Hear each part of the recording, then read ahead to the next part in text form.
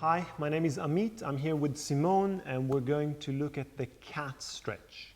So let's have you on all fours. When you're on all fours, unless you have a wrist issue, you will have your pelvis, hips above your knees, the spine straight, and then your hands under your shoulders.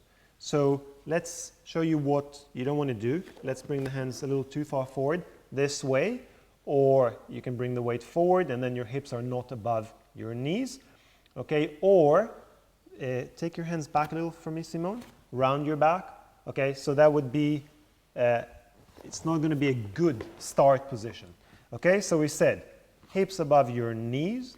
The spine is more or less straight, neutral position, and then the hands under the shoulders. Now, if you do have a wrist issue, then please look at the clip that shows you what you can do when you have a wrist problem. Are you okay, yeah. Simone? Okay, great. So let's start with the first half of the cat. That's when you round your back or flex the spine. You curl the spine and round it from tail to head. Now when we do that, you can look at the screen and see Simone bends this area the most.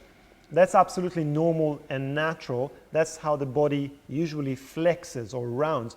But we want the exercise to target also the lower back area, which tends to be very tight. So maybe you want to feel that the upper part is a bit less round, and then you can take that slack into the lower back area and really feel how your sits bones go down and your tail curls between the legs and you really round the lower part of the back. And let's just release that back to neutral again. Let's do it one more time. So you can exhale if you want and curl the tail between the legs. Feel like the sits bones go down, you stretch the lumbar spine, and then you stretch through the whole length of the spine all the way inside your head because you have a vertebrae sitting right up here, so the whole thing stretches. And then let it all lengthen out. The second part of the cat, which not all schools use, but some do, is the back extension. So you're going to do like a mini swan, but on all fours, just like that, Simone. So you look forward, that's it. And just like any swan, we don't want to do too much with the neck, okay, just not to strain it, and also not to forget that it's actually the chest area, the thoracic area of the spine that we want to extend upwards. And then release back to neutral. And let's do it again. Just that extension.